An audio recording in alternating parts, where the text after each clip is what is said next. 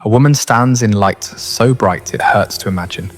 Jeweled robes, gold chains at her wrists, gold chains at her neck, so heavy that 2 Roman guards walk beside her, bearing the weight. She does not cry, she does not beg. Around her, thousands of voices, a language she understands, a language she refuses to speak. She has been walking for 3 hours. She will walk for 4 more. The procession stretches ahead. Caged lions from Africa, chained soldiers still bleeding from battle, painted replicas of cities burning, all of it moving slowly through streets lined with Romans, who came to see exactly this. Behind her, silence, the space reserved for those who won't see sunset. Look at her again, the jewels catching Mediterranean sun, the robes still royal, the chains still gold. Why is she wearing jewels to her execution? Why aren't they killing her? This is the moment history remembers. Captured queen, Roman triumph, public humiliation. But what do you think happened here? Didn't happen at all. Or worse, it did, but for reasons no one wants to admit.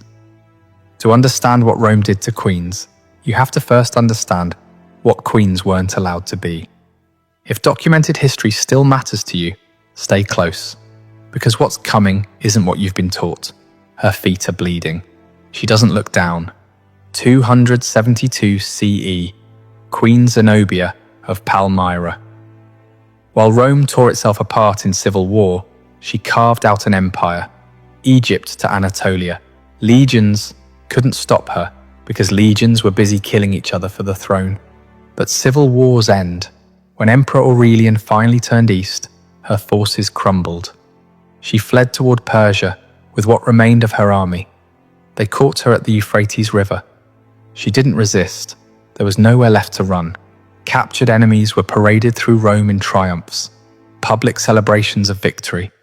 Defeated kings displayed in chains, then executed in the Tullianum prison, the stone chamber built into the Capitoline Hill, where Rome's most dangerous enemies were strangled or starved.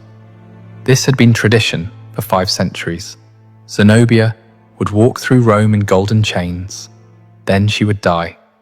That's the story, except that the Historia Augusta, a collection of imperial biographies written 40 years after her capture, claims she was adorned with jewels that caught sunlight. Why waste expensive display on someone about to die? Every ancient account mentions one specific detail. She maintained remarkable composure throughout the ordeal. Why does every witness emphasize her dignity? What were they watching for? Aurelian captured Zenobia in 272 CE. He didn't parade her through Rome until 274 CE. 2 years. Standard practice was immediate display. Vercingetorix walked in Caesar's triumph within months of his capture. Jugurtha was paraded the same year he surrendered. What took 2 years? Most accounts end here. They tell you she walked through Rome in chains. They tell you crowds jeered. They call it humiliation. They don't tell you what humiliation actually meant, or why it required 2 years of preparation. Most people stop listening here. That's why history keeps lying. Subscribe to Crimson Historians if you haven't already. Now brace yourself for the brutal truth that comes next. The golden chains weren't symbolic. They were functional. Here's what we know about Roman law regarding war captives.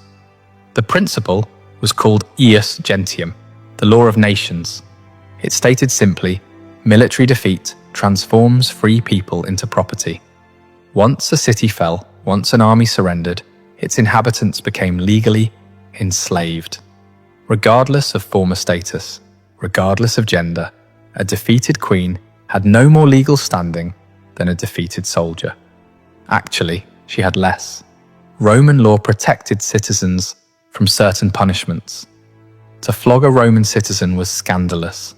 To execute one without trial sparked outrage.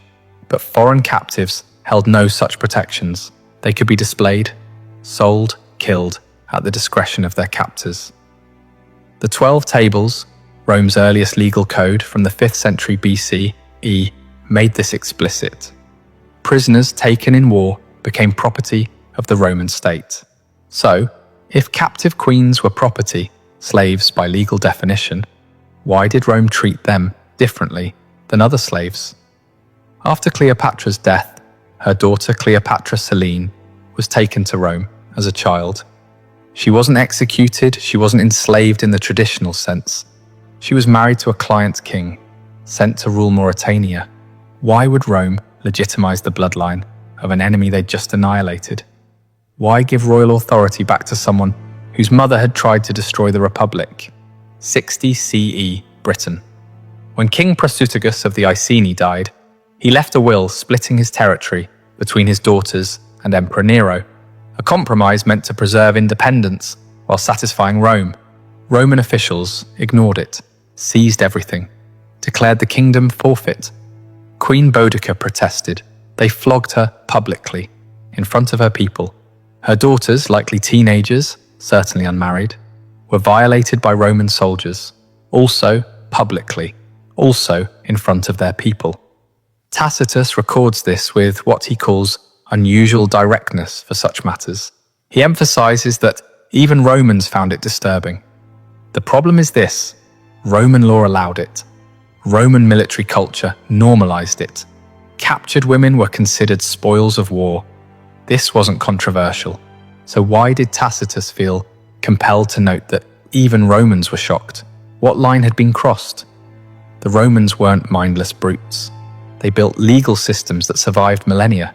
They wrote philosophy about virtue, justice, honor. They understood dignity. So when they stripped a queen naked and flogged her while her people watched, they knew exactly what they were doing. They weren't punishing her. They were answering a question: the triumphs, the public displays, the careful choreography of captured royalty walking through Roman streets in chains. They weren't about showing conquered enemies. They were about proving something Rome needed conquered people to believe.